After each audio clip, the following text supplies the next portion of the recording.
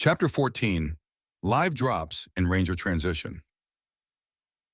For God has not given us a spirit of fear, but of power and of love and of a sound mind. 2 Timothy 1:7. First drop. Alex and Briggs's graduation from drop insertion school arrived with a mix of excitement and nostalgia.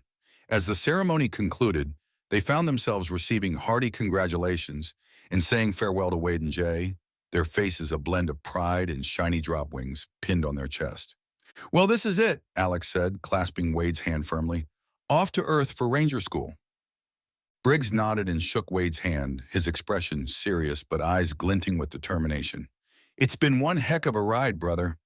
I'm sure we'll see you at the end of the pipeline. Try not to splat on the DZ." Jay and Wade chuckled nervously. As Wade watched Alex and Briggs depart, the gravity of the future weighed heavily on him. His friends had conquered DIS and were now bound for Ranger School.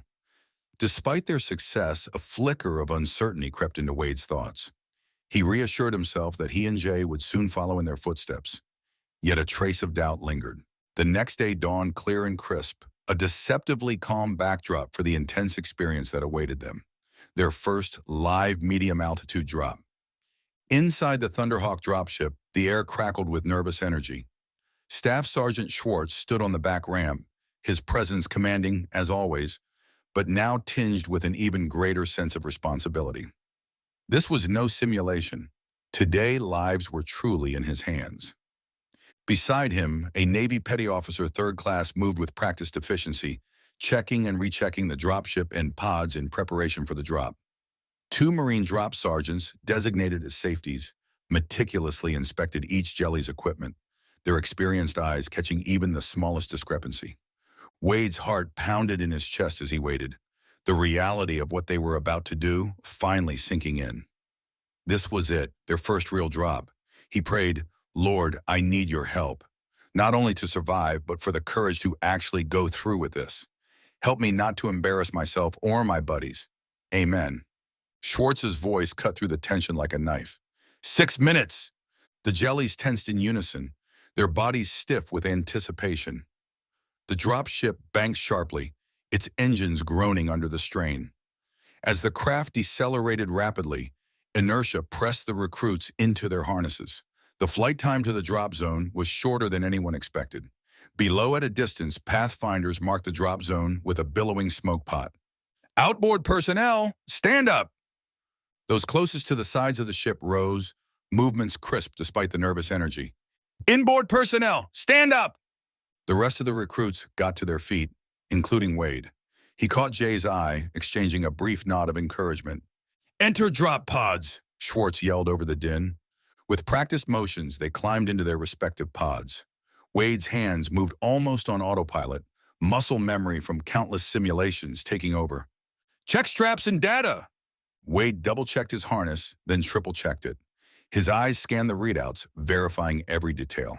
Schwartz bellowed, "Green if you're okay!" Without hesitation, Wade punched the green button.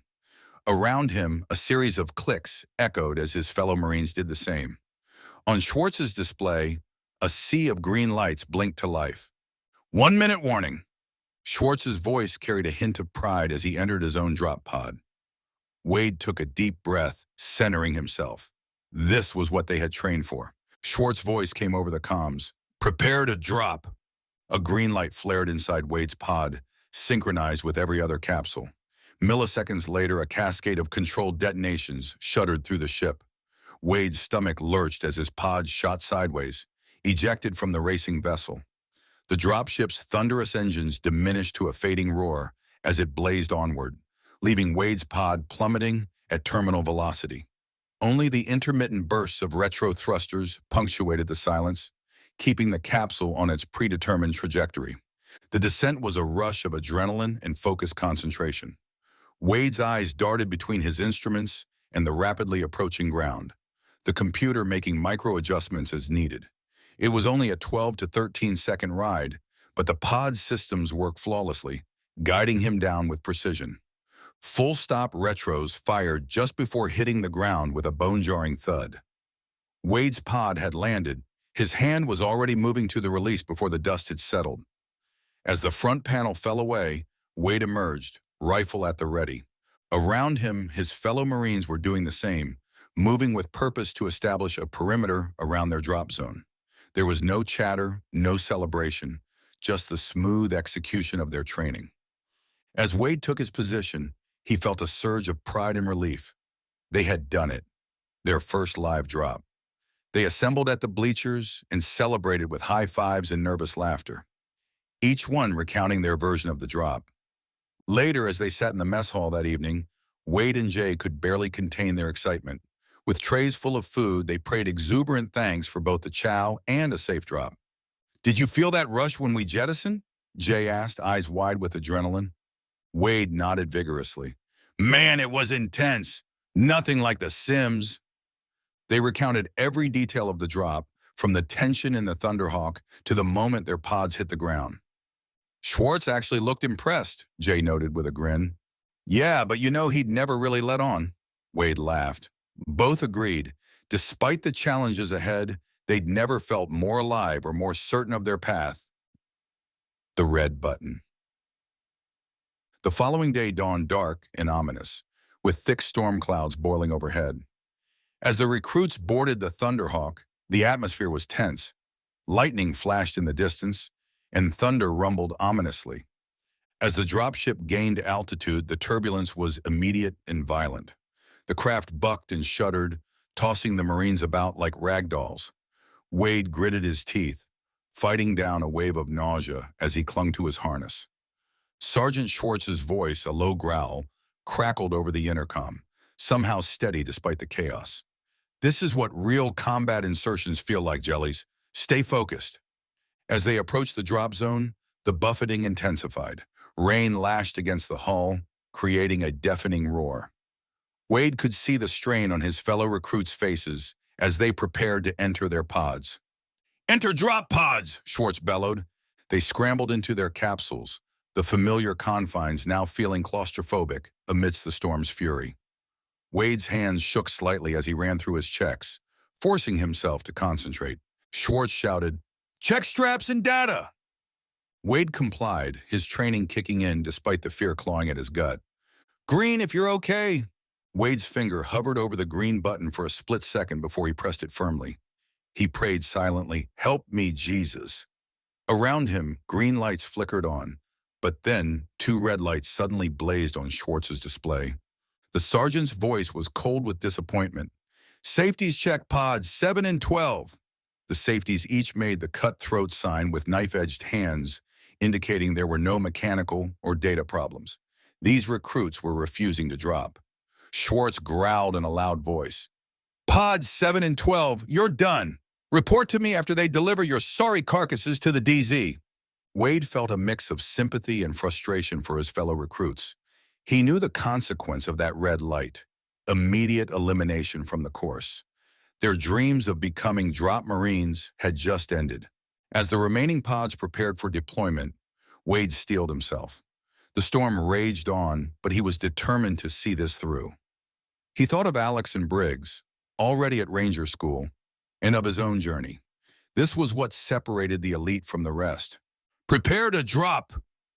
The green light flashed, and Wade's world became a maelstrom of wind, rain, and adrenaline as his pod plummeted through the storm-tossed sky. Other than the rough ride, it all went without a hitch. As the rain-soaked Marines trudged back to the barracks, their uniforms clinging to their bodies and boots squelching with each step, a tense scene unfolded near the landed dropship. Off to the side, partially obscured by the downpour, Sergeant Schwartz paced in front of the 2 drop refusals standing at parade rest. Even from a distance, Wade could see the fury etched on Schwartz's face. His voice, barely audible over the pounding rain, carried a biting edge that cut through the air. "All you had to do was man up," Schwartz bellowed, his face inches from the first Marines. "You're both cowards. I don't want you next to me in a firefight. I don't even want you in my corps. Report to admin and get out of my sight." The 2 Marines came to attention, their expressions a mix of shame and defeat. Water streamed down their faces, indistinguishable from tears. They were double-timed to admin by one of the safeties, never to be seen again. As Wade and the others continued their soggy march, they couldn't help but feel a mixture of relief and sympathy. They had faced the same fear, the same doubts, but had pushed through. The cost of failure was painfully clear, etched in the defeated postures of their former comrades. Medium drops complete. Over the next 2 days, the remaining recruits completed 3 more drops, 2 during daylight hours and 1 under the cover of darkness. While each insertion brought its own surge of adrenaline and challenges, they were largely uneventful compared to the storm-tossed drop.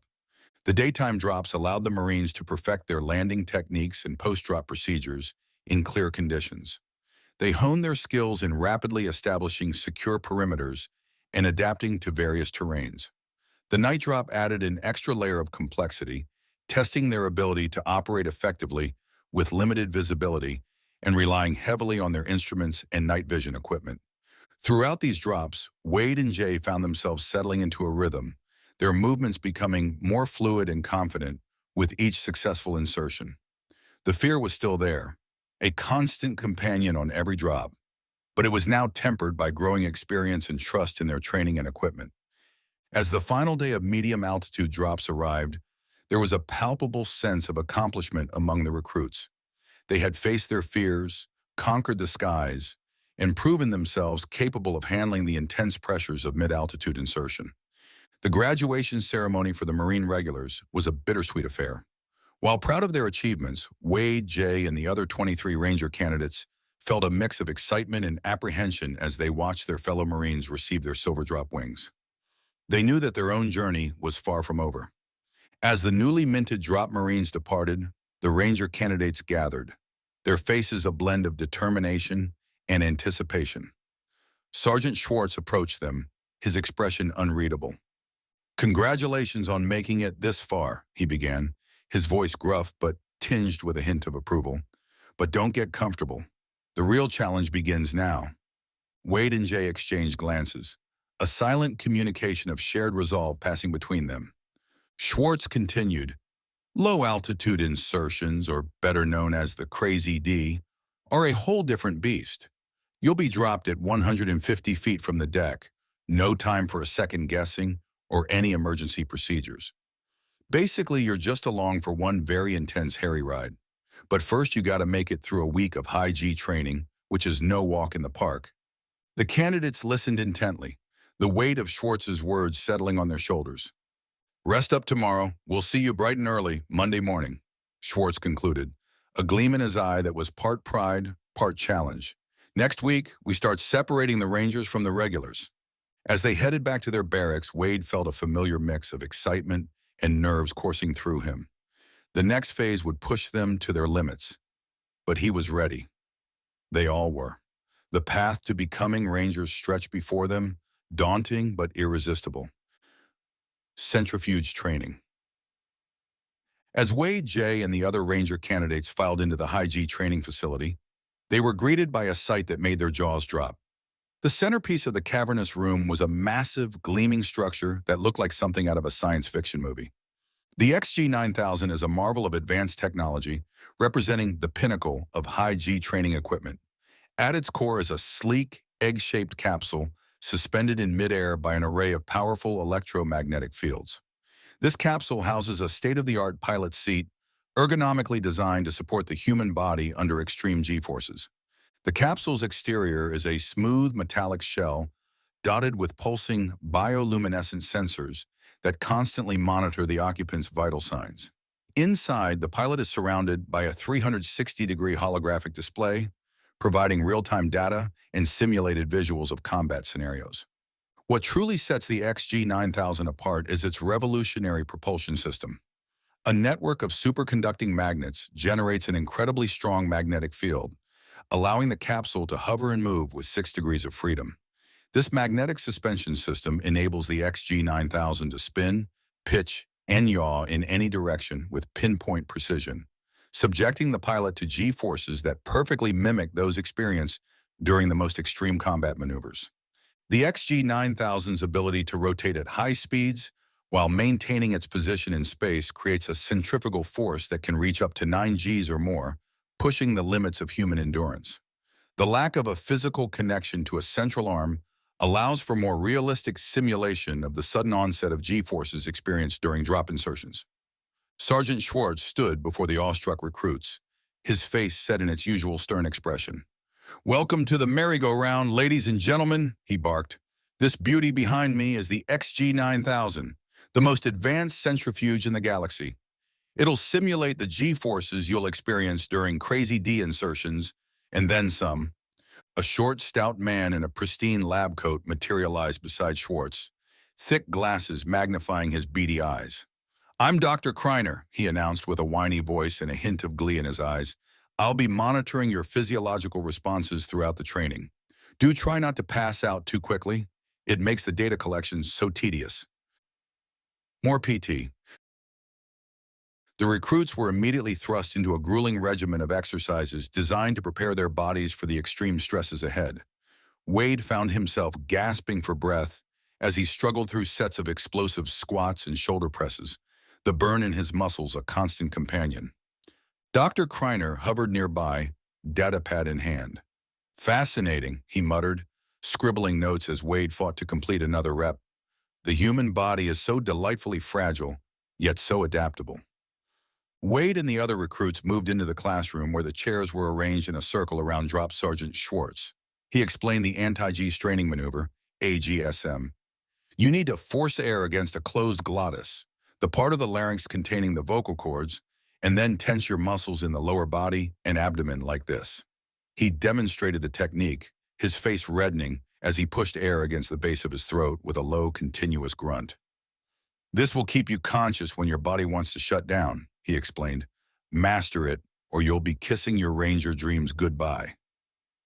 Now it was time to practice. The circle of students performed their AGSM under the scrutiny of Schwartz and Dr. Kreiner. Wade practiced relentlessly, determined to perfect the maneuver. Jay, beside him, looked equally focused, their shared goal pushing them through the discomfort. The candidates were fitted with sleek, form-fitting G-suits that were worn under the heavy marine armor. It looked more like something a superhero would wear than military gear. As Wade donned his suit, he felt it come to life, sensors adapting to his body's contours. "These beauties," Schwartz explained, "will keep your blood where it belongs, in your brain. They're the difference between staying alert and becoming a useless sack of meat during insertion."